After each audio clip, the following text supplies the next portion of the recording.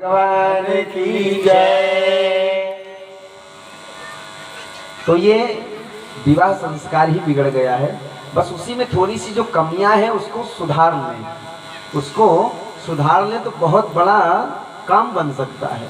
आज परिवारों में जो कष्ट है, जो दुख है, सास बहू से, ननद भाभी से, सब बड़ा ही दुराव हो गया है, बड़ा खटास हो गया है रिश्तों में।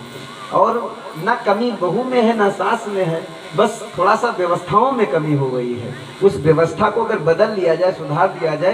परम पूज्य गुरुदेव ने प्रज्ञा पुराण के परिवार खंड में ये चीजें बताई हैं कि बेटा अगर इस सूत्रों पर चलोगे, इन सूत्रों को जीवन में उतारोगे तो सुख होगा जीवन में। अब ये आप पर निर्भर करता है, आप अपने जीवन में सुख चाहते हैं कि जिस तरह जीवन चल रहा है, किसी तरह दबे कुचले चल रहे हैं, चलेंगे वैसे, ये निर्भर आप पर करता है। लेकिन परम पूज्य गुरुदेव ने कहा है अगर परिवार का सुख चाहते हैं, आप गृहस्थ जीवन का सुख चाहते हैं, तो आप इन सूत्रों को जीवन में अपनाइए। सबसे पहले विवाह से कुछ आज हमारे यहाँ की जो संस्कृति थी, उस संस्कृति से थोड़ा हम भटक गए हैं। जैसे हमारे यहाँ विवाह संस्कार दिन में होता था, रात में नहीं होता था। विवाह संस्कार दिन में होते थे। आप इतिहास उठा के देखिए, दो विवाह हमारे यहाँ सबसे प्रचलित है जिनकी कथा कही जाती है, लोग कथा सुनते हैं और उत्सव भी मनाया जाता है। कौन कौन सा दो विवाह कौन से जानते हैं आप लोग? कौन से जानते हैं आप लोग? पहला राम विवाह अभी आएगा, मार्गशीर्ष के पंचमी को, शुक्ल पक्ष की पंचमी को मनाया जाता है राम विवाह। तो राम विवाह का उत्सव भी मनाते हैं, धनुष यज्ञ होता है, तमाम मेला लगता है, लोग जाते हैं, मनाते हैं। और मूड़ी हिला दिया कि नहीं जानते हैं? तो राम विवाह हमारे यहाँ प्रचलित है। राम जी का विवाह क्या रात में 12 बजे 2 बजे हुआ था? दिन में हुआ था। राम जी का विवाह दिन में हुआ था। और एक दूसरा कौन विवाह? दूसरा शिव जी का विवाह, जो शिवरात्रि पर्व के रूप में हम मनाते हैं। शिवरात्रि के दिन भगवान शिव का विवाह हुआ था, जो फाल्गुन में आता है। फाल्गुन के कृष्ण पक्ष के त्रयोदशी को बनाई जाती है। तो ये शिव जी का विवाह और राम जी का विवाह, ये दो विवाह हमारे यहाँ बहुत प्रचलित है। इस दो विवाह को हम मनाते हैं। और दोनों विवाह कब हुआ था? हाँ, सभी माताओं बहनों यहाँ जो बैठे हैं पांडाल में, आपकी संख्या बढ़ गई है, बड़े सौभाग्य की बात है। तो थोड़ा थोड़ा कटाएंगे, थोड़ा आगे की तरफ अगर कहीं जगह है तो हम उसको कवर करें। और जो हमारी माताएं बहनें भाई आ रहे हैं उनको जगह दें। ये भी एक पुण्य का कार्य है, इसलिए थोड़ा थोड़ा आप लोग आगे आ जाएं। आप लोग बहुत अच्छे लोग हो, बहुत प्यारे लोग हैं। दूर हैं, अच्छे नहीं लग रहे हैं। नजदीक आ जाइए और नजदीक आ जाइए तो अच्छा रहेगा। अभी और तमाम बीच में जगह है, नजदीक आ जाइए। थोड़ा सा कष्ट होगा बैठने में, क्या करना है। थोड़ा जगह जहाँ भी कहीं जगह पड़ा है कवर कर लीजिए, थोड़ा आ जाइए आगे। यहाँ अभी एक लाइन किनारे और लग सकती है।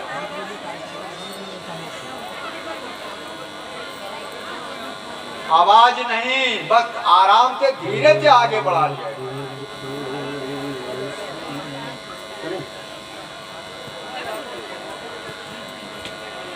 बोले व्यास भगवान की जय, श्रीमद् प्रज्ञा पुराण की जय।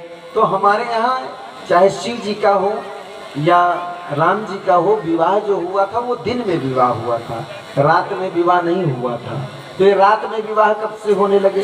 रात में विवाह हमारे यहाँ मुगलों के जमाने से होने लगे। जब मुगलों ने भारत को गुलाम बनाया और भारत पे उनका शासन हुआ, राज हुआ, तो क्या करते थे, जो आताताई मुगल थे वो हमारे घरों में जाते थे, हमारी बहन बेटियों से जबरदस्ती विवाह कर लेते थे। जो कुंवारी बहन बेटियां होती थी तो उनसे विवाह कर लेते थे, जबरदस्ती विवाह, उठा ले जाते थे, जबरदस्ती चढ़ाई कर देते थे। तो ये सारी चीजें तब से बदल गई, तब से रात में विवाह होने लगा। अच्छा, कुंवारी कन्याओं को ही पकड़ के ले जाते थे, तो अपनी इज्जत बचाने के लिए, घर का सम्मान बचाने के लिए क्या किया, आंगन में चुपके से रात में और बाल विवाह तभी से होने लगा। छोटे बचपने पे ही क्या क्या विवाह कर दिया, मांग भर गई, अब मांग में सिंदूर लग गया, अब वो सुरक्षित हो गई, अब उनको नहीं ले जाएंगे। तो बाल विवाह और रात्र में विवाह और आंगन में विवाह, ये सारी प्रक्रिया मुगलों के जमाने से हो गई। ये गोला बंदूक दागने का भी मामला तभी से शुरू हुआ जब एक राजा जो चढ़ाई करता था, गोला बंदूक दागते हुए चढ़ाई करता था, जबरदस्ती उठा के ले जाता था। तो ये गोला बंदूक दागना कोई मांगलिक कार्य है? किसी के दरवाजे में बंदूक दाग दो, ये मांगलिक है? ये मांगलिक नहीं है, लेकिन हाय दुर्बुद्धि, हर व्यक्ति दुर्बुद्धि का शिकार हो गया है। किसी के दरवाजे पे गोला बंदूक दागना ये मांगलिक, ये तो शत्रुता का प्रतीक है, ये युद्ध का प्रतीक है। जब कोई युद्ध, हमारे यहाँ तो युद्ध भी शंख बजा के होता था, और आज विवाह क्या करते हैं, बंदूक दाग के करते हैं। हमारे यहाँ कोई भी युद्ध ले लीजिए, चाहे राम रावण का रहा हो, महाभारत का रहा हो, कोई भी युद्ध शंख बजा के शुरू हुआ था। युद्ध में भी मंगल देखा जाता था, और आज के विवाह जैसे मांगलिक कार्यक्रम में बंदूक दाग के विवाह होता है, तो फिर मंगल कैसे होगा? चलेगा बंदूक जीवन भर? तो अगर मांगलिक वातावरण चाहते हैं, जीवन में मंगल चाहते हैं, तो हर प्रक्रिया, हर एक्शन का रिएक्शन होता है, क्रिया की प्रतिक्रिया होती है। आप जो करेंगे उसका परिणाम आपको भोगना पड़ेगा। इसलिए रात में विवाह नहीं करना चाहिए, दिन में विवाह करना चाहिए। गोला बंदूक ये सब नहीं दागना चाहिए, लेकिन अब उसी में शान समझते हैं, 50,000 का गोला ही दाग देंगे, हैं? तो उनका शान नहीं। कैसे लोग सोचेंगे कि सेठ जी के बेटे का विवाह है? बेटे का विवाह हो जाना करने मतलब पागल हो जाना, व्यक्ति पागल हो जाता है, सारे निंदनीय कार्य करता है। रात में विवाह करेंगे, अच्छा रात में भी करते हैं तो ठीक, तो थोड़ा टाइम से कर लो, 12 बजे के पहले कर लो, लेकिन कब होगा? 12 बजे के बाद। सारा समय खर्च कर दिया जाएगा किस पे? रोड लाइट पे खर्च कर दिया जाएगा, सारा समय खर्च कर जाएंगे, नाचते कूदते नागिन वाला डांस करेंगे रोड पर लोट लोट के, उसमें सारा समय खत्म कर दे। और उसके बाद जो बचेगा वो पता लगेगा अभी दुल्हन नहीं थे, मेकअप में चला जाएगा महाराज, सजने बजने में, बारात घर से निकलने में 8 बज जाती है, अभी सज के तैयारे नहीं हुए हैं। अच्छा करे क्या ये पुरुष बेचारे, करें क्या? एक ही बार तो सजने का मौका मिलता है, बाकी जीवन भर तो खाली।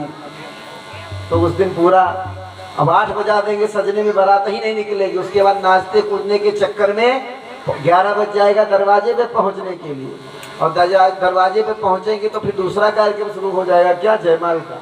अब उसमें बच जाएगा फोटो वोटो खिंचाने के चक्कर में, क्लोजअप बनाने में, हाथ ऐसे करो, ऐसे गले में डालो, ऐसे करो, ये करो, उस चक्कर में फोटो वाला नहीं छोड़ेगा। बज गए 2-2:30 बज गए।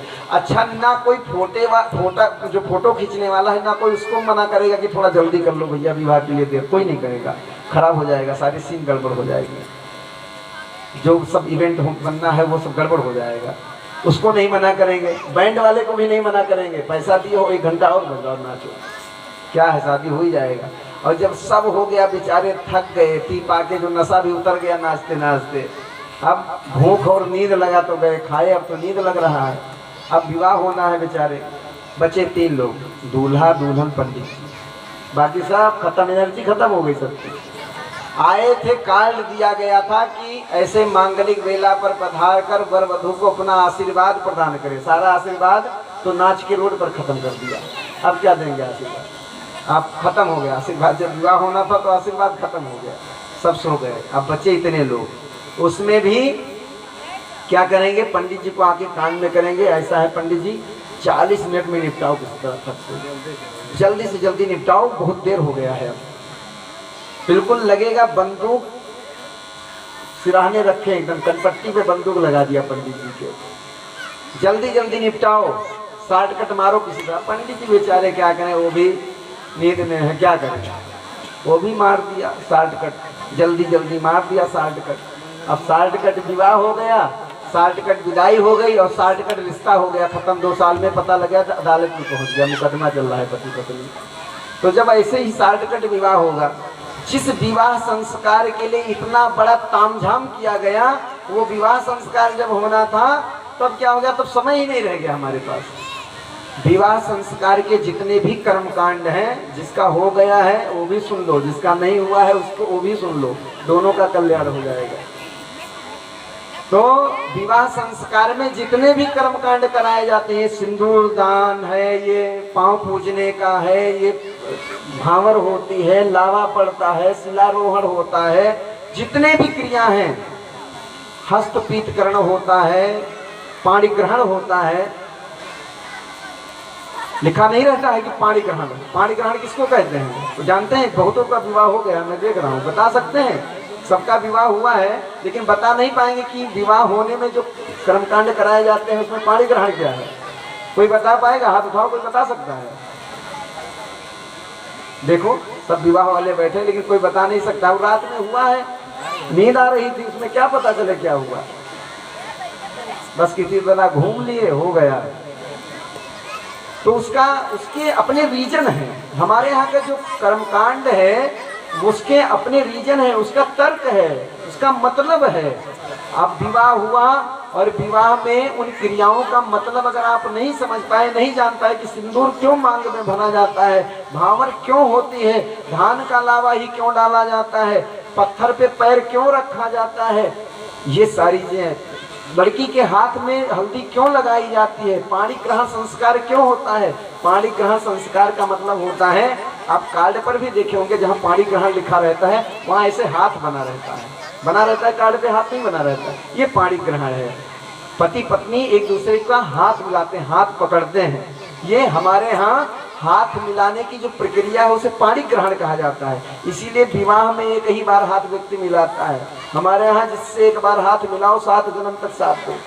आप इसीलिए पत्नी से हाथ मिलाते हैं, 7 जन्म तक साथ देंगे। हमारे यहाँ ये चौराहे चौराहे पर जो हाथ मिलाते हैं, हमारे हाथ मिलाने की प्रक्रिया नहीं है। एक से हाथ मिलाया है जो निभ नहीं रहा है, औरों से हाथ क्या मिलाएं। तो इसलिए हमारे यहाँ अभिवादन करने की व्यवस्था है, हाथ मिलाने की व्यवस्था नहीं है।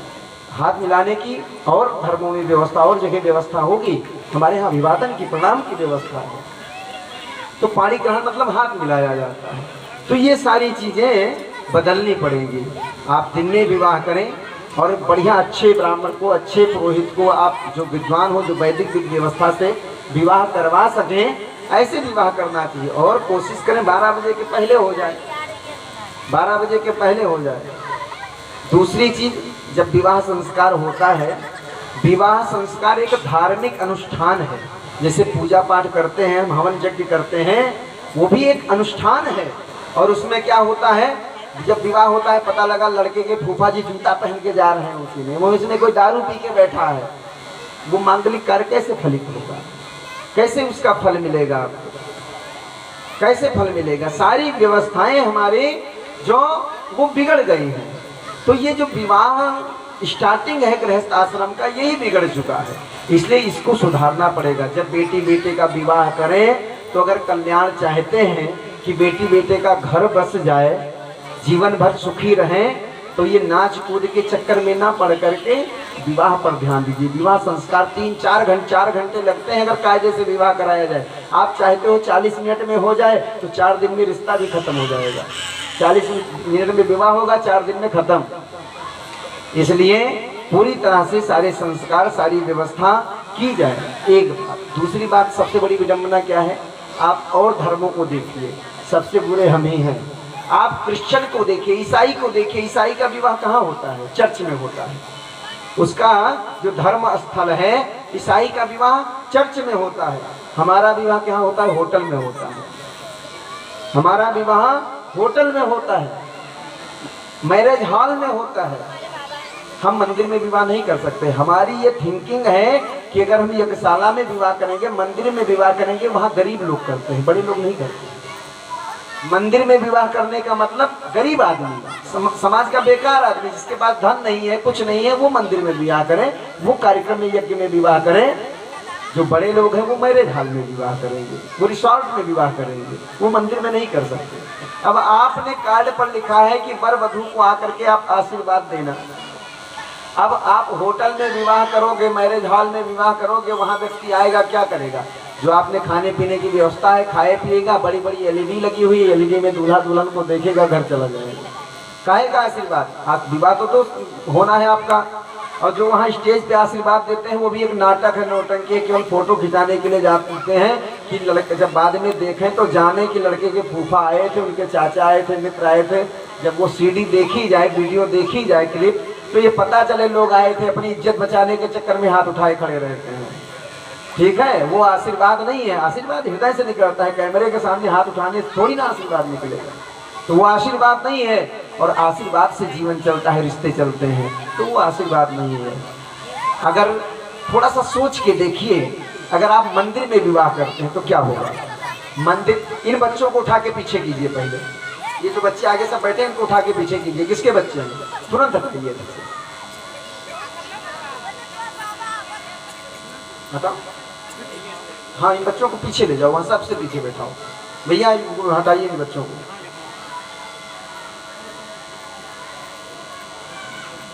तो अब सोच के देखिए, अगर मंदिर में विवाह किया जाए, आप मंदिर में विवाह करते हैं, दिन में बढ़िया मंदिर में विवाह कर लीजिए। आपको कुछ करना है, कोई भी निंदनीय कार्य, कम से कम आप अपने दोस्तों को शराब पिलाना चाहते हैं, आप बर्बाद हो जाओ, मिट जाओ, उनकी जिंदगी बर्बाद करो, जिसका विवाह हो रहा है उसका काहे बर्बाद कर रहे हो।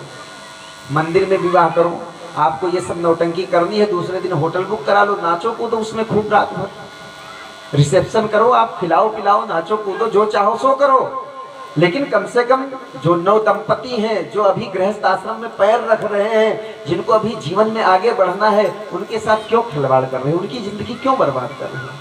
दिन में बढ़िया सुंदर मंदिर में विवाह कीजिए, तो क्या होगा, आदमी होशो हवास में आएगा आपकी शादी में, और शादी में आएगा तो क्या करेगा, मंदिर में जाना होगा तो मंदिर के पहले सबसे पहले जूते चप्पल उतार देगा, जूते चप्पल उतारेगा, हाथ धुल करके मंदिर में जाएगा, और मंदिर में पहले भगवान की मूर्ति को प्रणाम करेगा, उसी हाथ से भगवान को प्रणाम करेगा, और वापस जब लौटेगा तो उसी हाथों से, जो हाथ भगवान के चरणों में रखे गए थे, उन्हीं हाथों से अक्षत फूल लेकर के वर कन्या के ऊपर डालेगा, तो भगवान का आशीर्वाद उस कन्या वर को मिलेगा कि वहाँ शराब पिलाने से उनकी जिंदगी चलेगी। थोड़ा सा विचार कीजिए इन सब चीजों को। आप उस चक्कर में मत पड़िए कि जमाना क्या कहेगा, जमाना कुछ नहीं कहेगा। आपकी आज आप खिलाओगे, वाह वाह करेगा, अरे भाई साहब गुप्ता जी की शादी में गए थे, बड़ा सुंदर व्यवस्था था, और कल को छुट्टा हो जाएगा, अरे छोड़ो विवाह किए थे 4 दिन में टूट गया, मारो, वही जमाना कहेगा।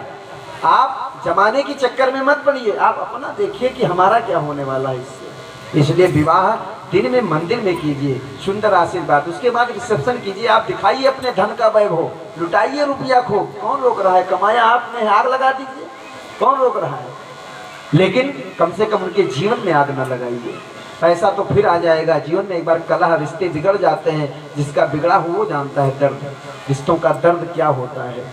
इसलिए दिन में विवाह कीजिए, मंदिर में विवाह कीजिए, कहीं यज्ञ आयोजन हो रहा है उसमें विवाह कीजिए, सुंदर वैदिक मंत्रों में, देव शक्तियों के सानिध्य में, देवताओं के सानिध्य में, लोगों के आशीर्वाद से जो रिश्ता आगे बढ़ेगा, वो रिश्ते का कुछ और व्यवस्था रहेगा। हर है विवाह एक बंधन प्यारा, गुड्डे गुड़ियों का खेल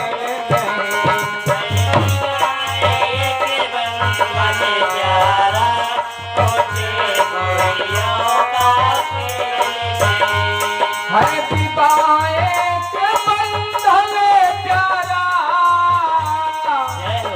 गुड्डे गुड़ियों का खेल नहीं, धन दान दहेज प्रदर्शन से है सिका कोई मेल नहीं।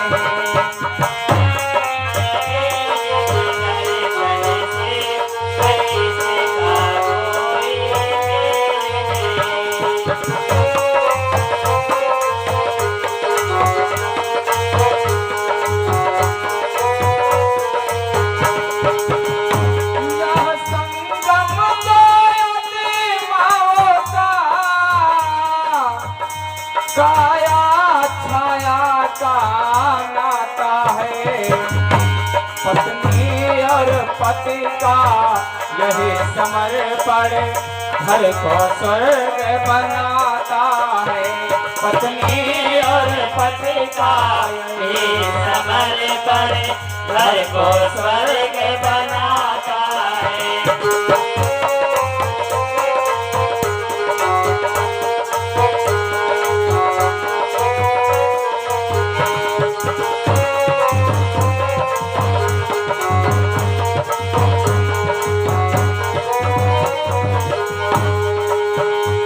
दोनों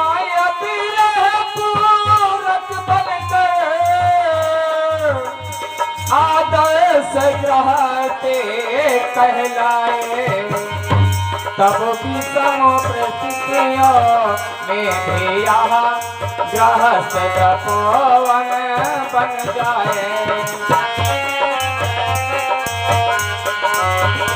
यहाँ गृहस्थ तपोवन बन जाए।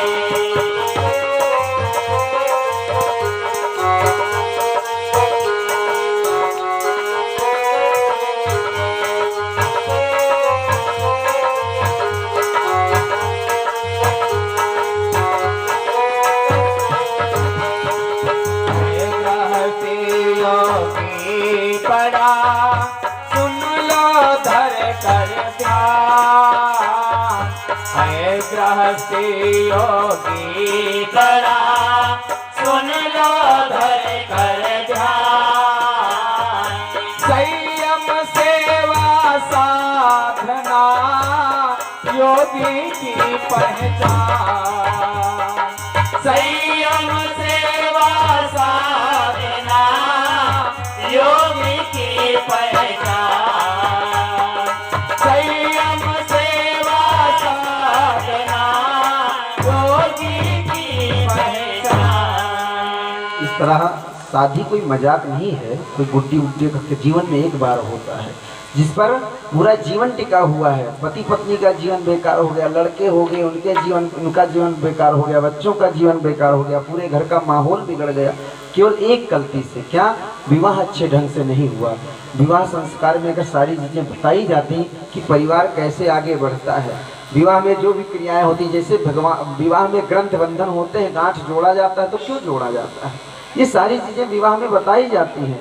ग्रंथ बंधन होता है, देखिए गांठ को शुभ भी माना गया, अशुभ भी माना गया है। विवाह जैसा संबंध होने जा रहा है तो गांठ जोड़ी जाती है, और लोग कहते हैं हमारे और इनके बीच में गांठ पड़ गई, मतलब दूरी हो गई है। लेकिन गांठ बांधी जाती है, फिर भी क्यों? इसलिए बांधी जाती है कि गांठ में 5 चीज़ें रखी जाती हैं। कौन कौन सी चीज़ें रखी जाती हैं? अक्षत, फूल, दूर्वा, हल्दी और पैसा, ये 5 चीज़ें रखी जाती हैं। ये पांचों वस्तुएं जो रखी जाती हैं, पांचों वस्तुएं जो हैं वो वर और कन्या को कुछ शिक्षा देती हैं। और ये पांचों वस्तुएं कहती हैं कि बेटा मैं जो बात कह रहा हूँ इसको तुम अगर गांठ बांध लोगे अपने जीवन में तो कभी गांठ नहीं पड़ेगी तुम्हारे दोनों के जीवन में। इसको अगर गांठ बांध लिया, ये पांचों वस्तुएं कुछ कहना चाहती हैं। जो अक्षत है वो वर और कन्या से कहता है बेटा कभी एक चावल का अक्षत नहीं होता है, एक चावल को अक्षत नहीं कहा जाता है, कभी टूटे हुए चावल को अक्षत नहीं कहा जाता है। जो चावलों का समूह होता है उसे अक्षत कहा जाता है। कहने का मतलब क्या है कि पति पत्नी से केवल परिवार नहीं बनता है, परिवार लोगों के समूह से बनता है। उसमें बूढ़े भी होंगे, बच्चे भी होंगे, नर नारी हर तरह के लोग होंगे, कुछ क्रोध करने वाले होंगे, कुछ प्रसन्न रहने वाले होंगे। हर तरह के लोग जहाँ एक समूह में रहते हैं वहाँ परिवार कहा जाता है, उसे परिवार कहा जाता है। तो कहने का मतलब है कि आजकल क्या होता है, रिश्ते टूट जाते हैं, विवाह हुआ नहीं कि अलग रहने लगे। तो वो चावल शिक्षा देता है कि केवल पति पत्नी से परिवार नहीं बनता है। जब आप समूह में रहोगे, एक साथ रहोगे, तब आप परिवार में रहोगे, और परिवार में रहोगे तो मेरा आशीर्वाद है तुम्हारी कभी क्षति नहीं होगी। अक्षत उसे कहा जाता है जिसकी कभी क्षति ना हो, नुकसान ना हो। अक्षत आशीर्वाद देता है कब? जब आप समूह में रहोगे तब। इस बात को गांठ बांध लो। अक्षत कहता है। अगला पुष्प है। पुष्प कहता है कि देखो फूल कहाँ खिलता है? कांटों में खिलता है, लेकिन खुद मुस्कुराता है, दूसरों को भी मुस्कुराता रहता है। फूल कहता है ये जीवन है, उतार चढ़ाव रहेगा, कभी सुख आएगा कभी दुख आएगा, लेकिन कभी तीसरे व्यक्ति को मत जानने देना कि हमारे पति पत्नी के बीच में क्या सुख है क्या दुख है। आज थोड़ी सी बात हो जाए तो मायके तुरंत फोन का जमाना है, महाराज तुरंत मिलाया, तुरंत बताया खत से। तीसरा न जानने पाए, चेहरे पे सिकन नहीं आनी चाहिए, चेहरे पे मुस्कुराहट बनी रहनी चाहिए। फूल कहता है कि पुष्प की तरह मुस्कुराते रहो। अगला है दूब है। दूब कहाँ खिलती है? लोग कहते हैं कि कुएं की दूब लाओ। क्यों कुएं की दूब लाओ? कुएं के किनारे शीतल शीतल जल बहता रहता है, पानी बहता रहता है, और जहाँ पानी बहेगा वही दूब हरी रहेगी। अगर पानी ना पावे तो दूब क्या करेगी? सूख जाएगी। जबकि दूब को अमर कहा गया है, दूब के ऊपर अमृत गिर गया था, सूखी हुई दूब को भी अगर पानी दे दिया जाए तो फिर से हरी हो जाती है। आप दूब घास को बोरे में भर के रख दो, सूख जाए एकदम, फिर ले जाओ फेंक दो, एक बाल्टी पानी डाल दो, 10 दिन बाद देखोगे हरी हो जाएगी। जैसे जल पाएगी हरी हो जाएगी। दूब कहती है कि हमारी तरह तुम भी बढ़ सकते हो, हमारी तरह तुम्हारा भी रिश्ता अमर हो सकता है अगर शीतल शीतल प्रेम रूपी जल परिवार में बहता रहे। अगर आपस में प्रेम बहता रहेगा, प्रेम रूपी जल बहता रहेगा, तो मेरी तरह तुम भी हरे रहोगे, बढ़ते रहोगे, फैलते रहोगे, विकास करोगे। और कहीं स्नेह और प्रेम रूपी जल सूख गया तो तुम भी सूख जाओगे, मेरी तरह अलग हो जाओगे। ये दूर शिक्षा देता है। उसके बाद हल्दी होती है, हल्दी रोग नाशक होती है, मांगलिक होती है। कहने का तात्पर्य है कि परिवार में एक दूसरे के लिए अगर मंगल सोचोगे, अच्छा सोचोगे, तो क्या होगा, निरोग रहोगे, स्वस्थ रहोगे, सदा घर परिवार में मंगल होगा। लेकिन आज देवरानी जेठानी के बारे में बुरा सोचती है, वो उसके बारे में बुरा अब एक ही परिवार के लोग हैं और वो चाहता है कि भाई का दुकान ना चले, मेरा दुकान चले, मेरे दुकान पे ग्राहक आवे। एक ही घर के जन्मे लोग हैं। तो ऐसा जब विचार रखोगे, जब ऐसा वातावरण, अमांगलिक वातावरण घर में रहेगा तो मंगल कैसे होगा, नहीं मंगल होगा। हल्दी कहती है। और आखिरी में पैसा सबसे खतरनाक वस्तु है। कोई भी रिश्ते टूटते हैं तो बीच में पैसा आता है तो जल्दी टूट जाते हैं। पैसा कहता है मैं सबसे खतरनाक हूँ, लेकिन सबसे काम की चीज हूँ, मेरे बिना जीवन नहीं चलने वाला है। कोई कमा के लावे, पत्नी कमावे, पति कमावे, घर का कोई भी व्यक्ति पैसा कमाए, पैसे में क्या होनी चाहिए, पारदर्शिता होनी चाहिए, सबके जान में होना चाहिए। कमाई और खर्च सबके जान में होना चाहिए। अब पति देव सोचें कि मैं कमाता हूँ, दिन भर जैसे चाहूँ वैसे खर्च करूँ, चाहे जहाँ लुटा दूँ, चाहे शराब पीऊँ, नशे में उड़ा दूँ, जुआ में उड़ा दूँ, कमाने का आपका अधिकार है, लेकिन उस पैसे पर पूरे परिवार का अधिकार है। आप ऐसे नहीं लुटा सकते, चाहे जहाँ ऐसे नहीं खर्च कर सकते। आप सबके संज्ञान में, आप 10,000 कमाए हैं तो पत्नी को भी पता होना चाहिए कि 10,000 आप कमा के लाए हैं। 100 रुपया कहीं खर्च कर रहे हैं तो परिवार को पता होना चाहिए। संबंध कभी नहीं टूटेगा, रिश्ता कभी नहीं टूटेगा।